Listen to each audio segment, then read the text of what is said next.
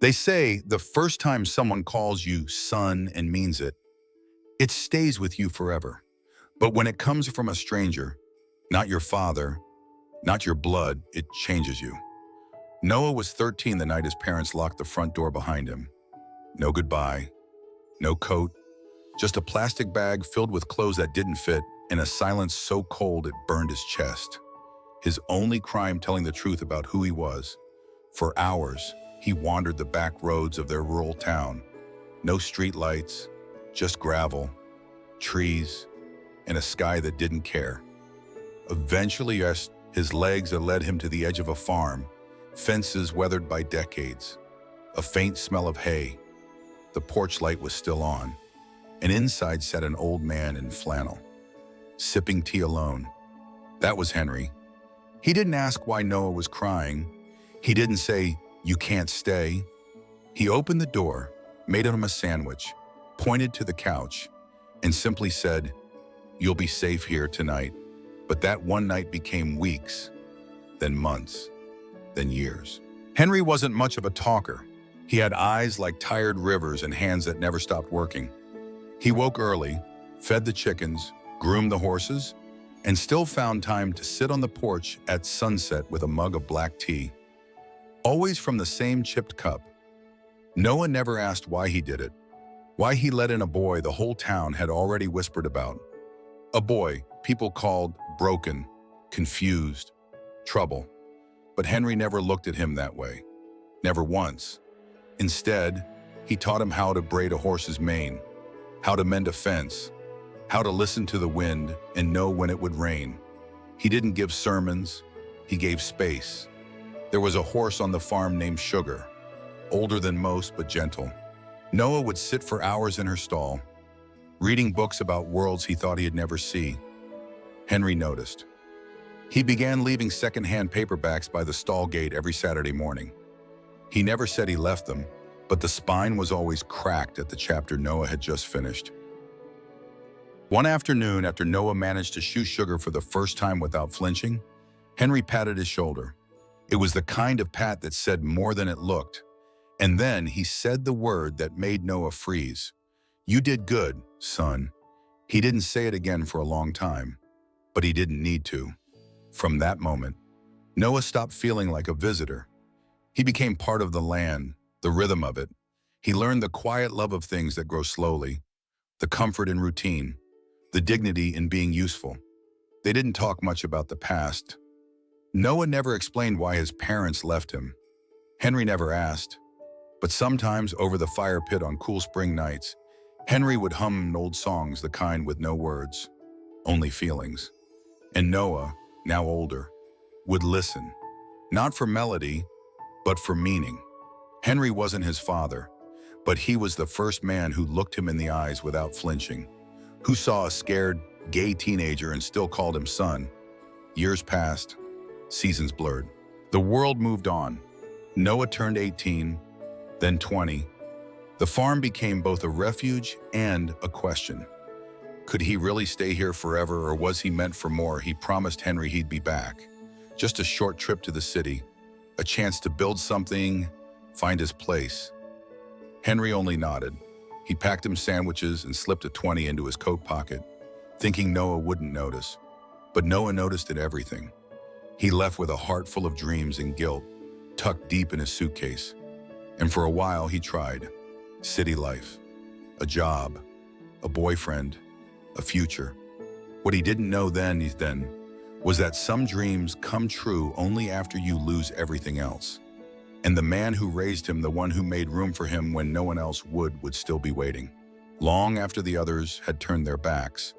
This is the story of a betrayal, a funeral, and a redemption that came far too late, but maybe just in time to save someone else.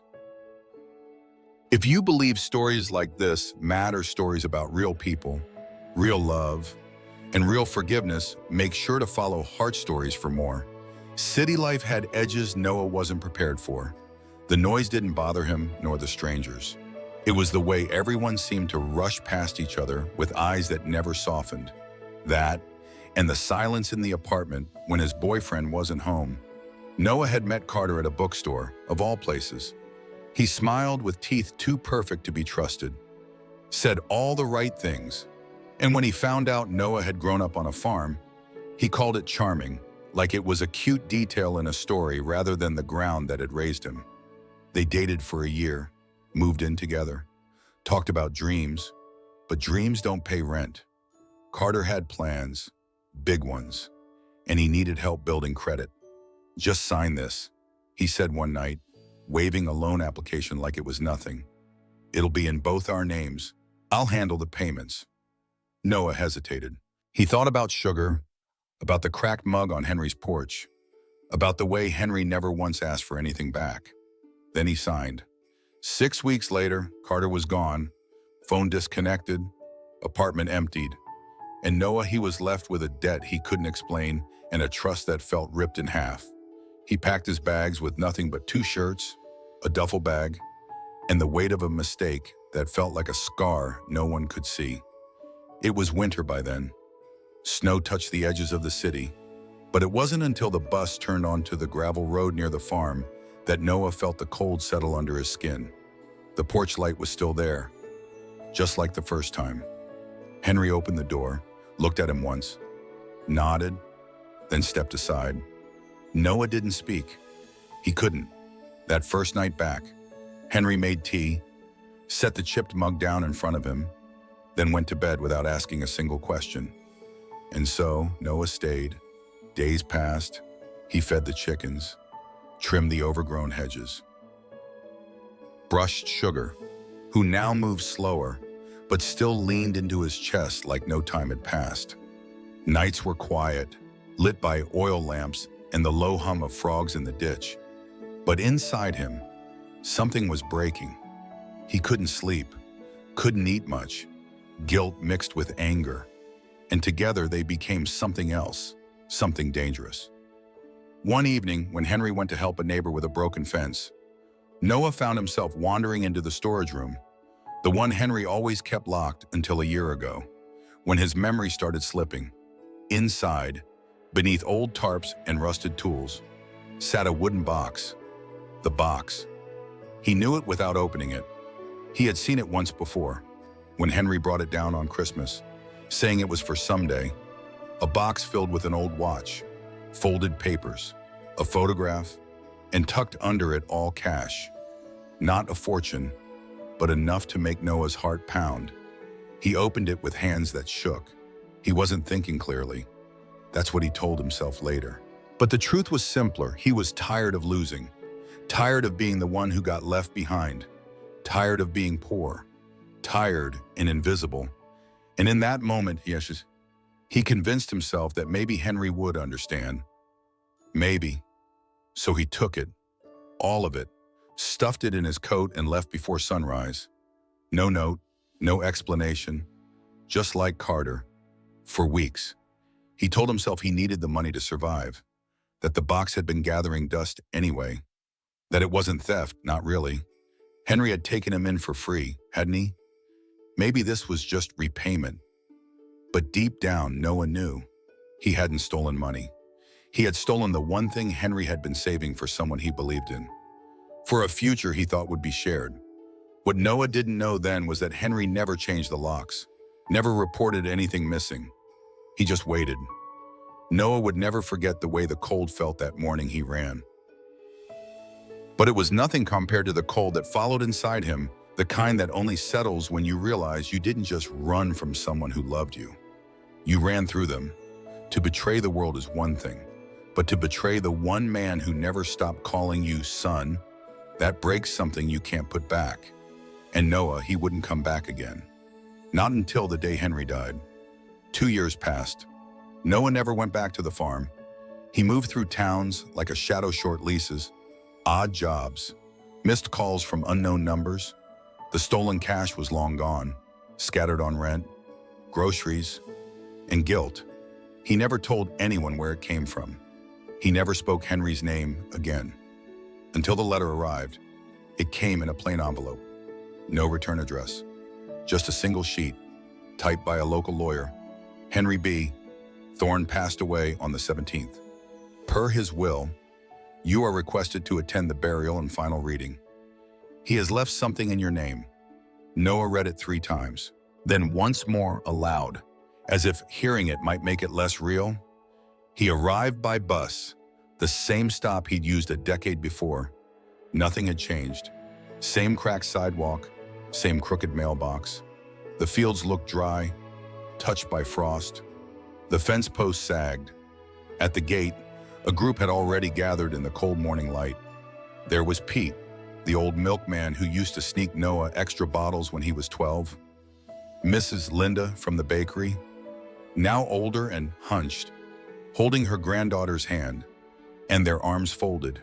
Suit-pressed stood George, Henry's cousin, who had always called Noah that stray. He eyed Noah like a stain. Noah didn't look at him. He couldn't. The service was short, a closed casket, pine box, and a row of folding chairs set on frozen soil. No priest, just a neighbor reading a few lines from a tattered Bible, then silence. That kind of silence that swallows even the birds. The man from the law office approached Noah as others dispersed. He handed him a small black pouch and whispered, "Henry asked this to be given to you directly, after the burial. There will be a reading of the will this afternoon at the town office." Noah nodded, unsure if he could speak. Inside the pouch was a chain, worn, old. Attached to it was a tiny wooden pendant, something Noah hadn't seen since he was a child. It was a piece of driftwood he'd carved at 15, shaped like a leaf, tied with thread, a thing he thought had been tossed away. But Henry hadn't thrown it away. He'd worn it, in private, beneath his collar, all those years. Noah felt his chest seize. He turned to leave, but Mrs. Linda touched his arm. Her voice was low, cracked with wind and age.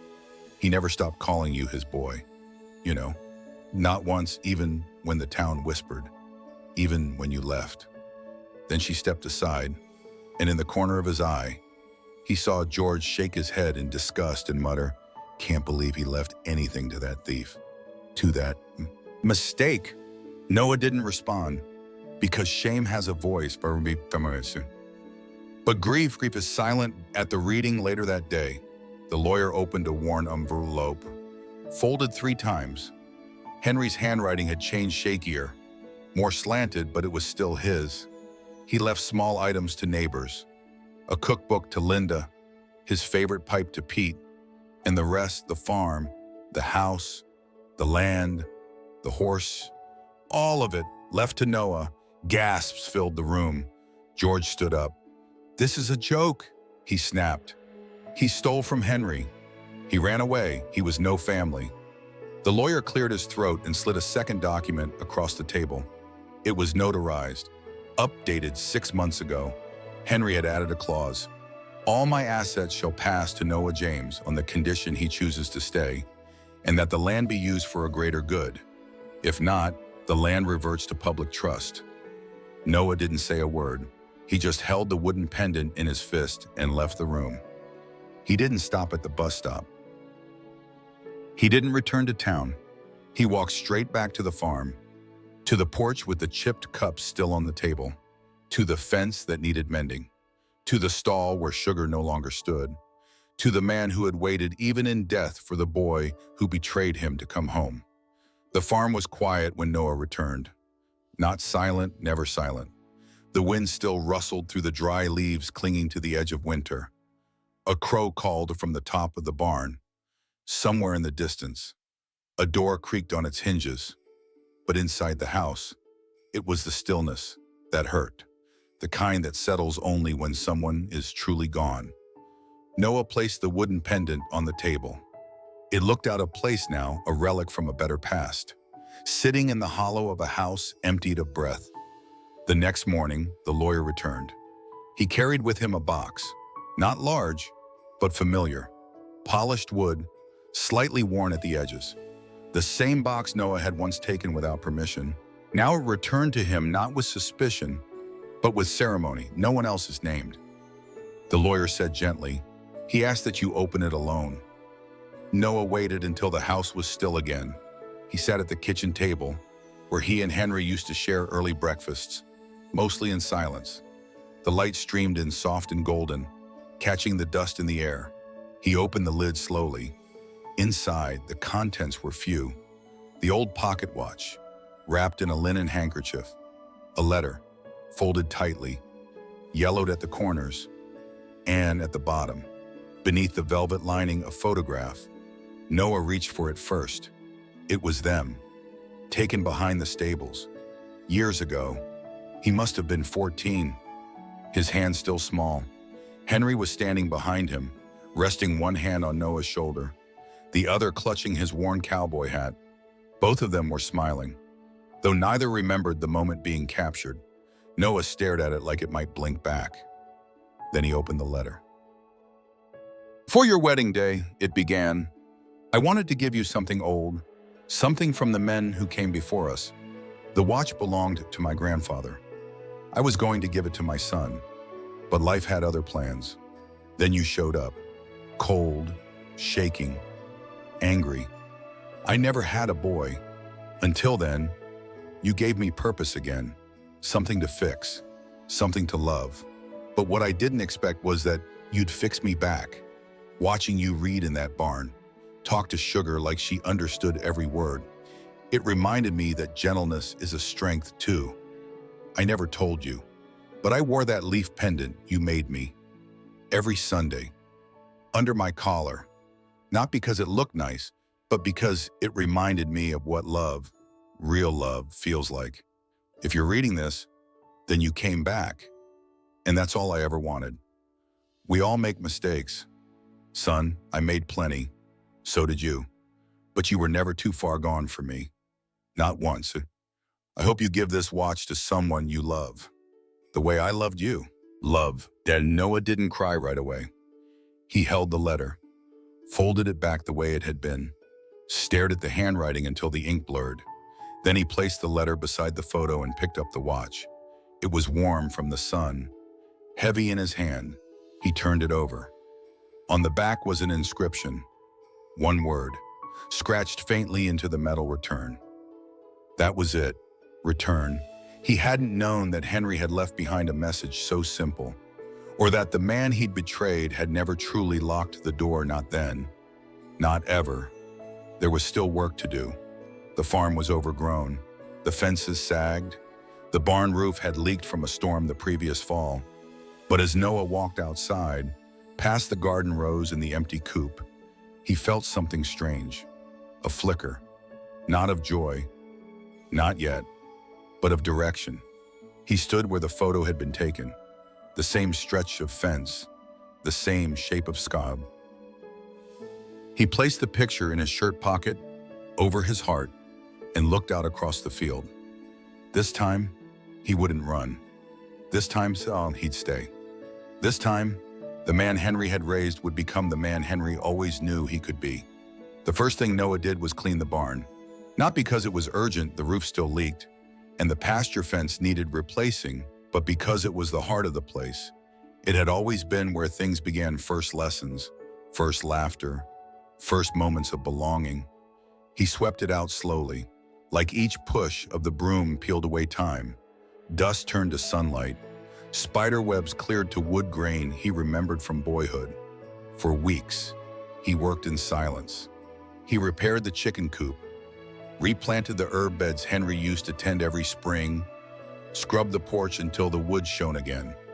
In the evenings, he sat where Henry used to sit, with the chipped mug in hand, and drank his tea without sugar just like him. But the town didn't stay silent. Word spread that Noah had inherited the property and that he was staying. Some neighbors nodded politely when they passed, but others, like George, weren't as quiet. He showed up one morning, uninvited. "You think wearing that old man's boots makes you worthy of his land?" George barked. "He pitied you. That's all." Noah didn't answer. He didn't need to, because the land wasn't a prize, it was a promise. And he wasn't there to prove anything, only to build what Henry had envisioned.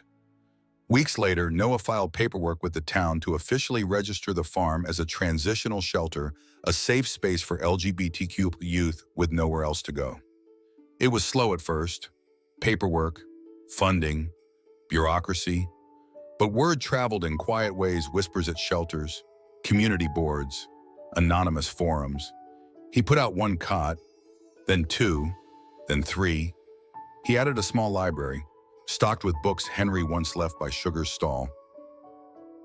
He turned the upstairs room into a study space. The pantry, once sparse, now filled with community-donated food. But the moment that changed everything came one rainy evening, months after the doors opened. Noah had just finished locking the gate when he saw someone standing by the mailbox. A boy, maybe 15, soaked to the skin, a garbage bag slung over one shoulder, trembling, not speaking. Noah stepped forward gently. "You need a place to sleep."